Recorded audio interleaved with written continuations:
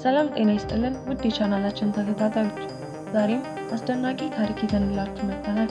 ከታሪኩ ጋር አብራችሁን ቆዩ።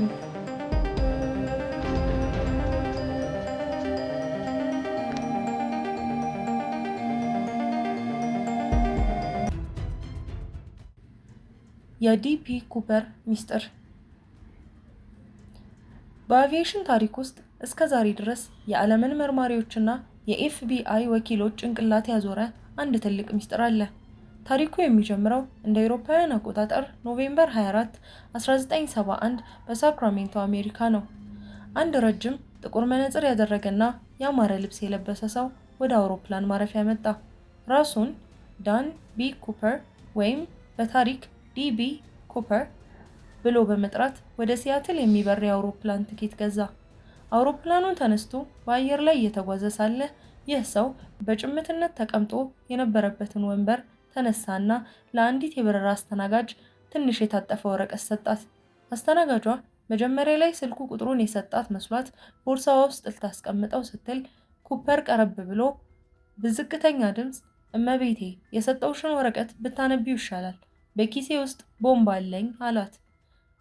የበረራ አስተናጋጇ ደንግጣ ወረቀቱን ስትከፍተው በጥቁር ሻንጣዬ ውስጥ ቦምብ አለ፣ እኔ የምልሽን ካላደረጋችሁ አውሮፕላኑን አጋያለሁ የሚል ጽሑፍ አነበበች።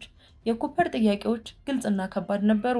$200,000 ያልተቀደደና ተከታታይ ቁጥር የሌለው ጥሬ ገንዘብ፣ 4 ሲቪል ፓራሹቶች እና አውሮፕላኑ ሲያትል ሲደርስ ነዳጅ የሚሞላበት መኪና ዝግጁ እንዲሆን ጠየቀ። የአውሮፕላኑ ካፒቴን ወዲያውኑ ለደህንነት ባለስልጣናት አሳወቀ። በወቅቱ የነበሩት 36 ተሳፋሪዎች ሕይወት ለማዳን ሲባል መንግስት የኩፐርን ጥያቄዎች ሙሉ በሙሉ ለመቀበል ተገደደ። አውሮፕላኑ ሲያትል ሲያርፍ ኩፐር የተባለው ገንዘብና ፓራሹቶቹ እንዲገቡለት ካደረገ በኋላ ተሳፋሪዎቹን በሙሉ በሰላም አሰናበተ። አሁን በአውሮፕላኑ ውስጥ የቀሩት ኩፐር እና ጥቂት የበረራ ሰራተኞች ብቻ ናቸው። ኩፐር አውሮፕላኑ ወደ ኔቫዳ እንዲበር አዘዘ። ነገር ግን አንድ ልዩ ትዕዛዝ ሰጠ።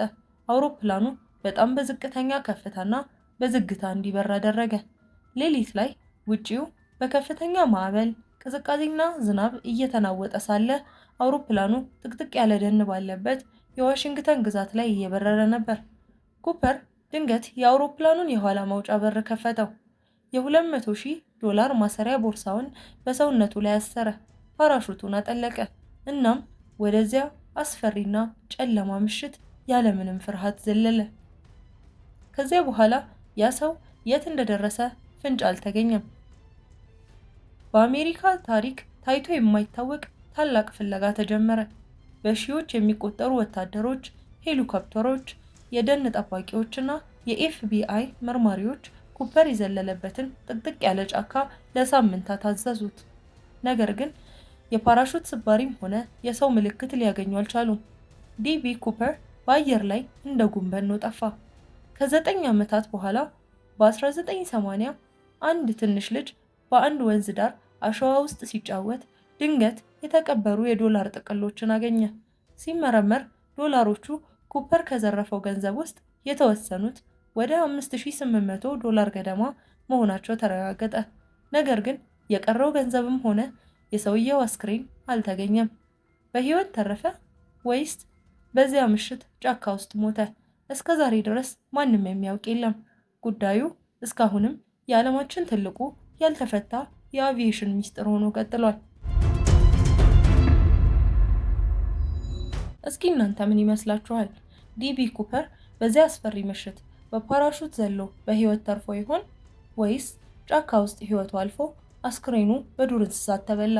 ያላችሁን ግምት በኮሜንት ጻፉልን። ይህንን አስደናቂ የታሪክ ሚስጥር ከወደዳችሁት ቪዲዮውን ላይክ እና ሼር ማድረጋችሁን እንዲሁም አዳዲስ ቪዲዮዎች እንዲደርሷችሁ ቻናላችንን ሰብስክራይብ ማድረጋችሁን አትርሱ። በሚቀጥለው ቪዲዮ እስከምንገናኝ መልካም ጊዜ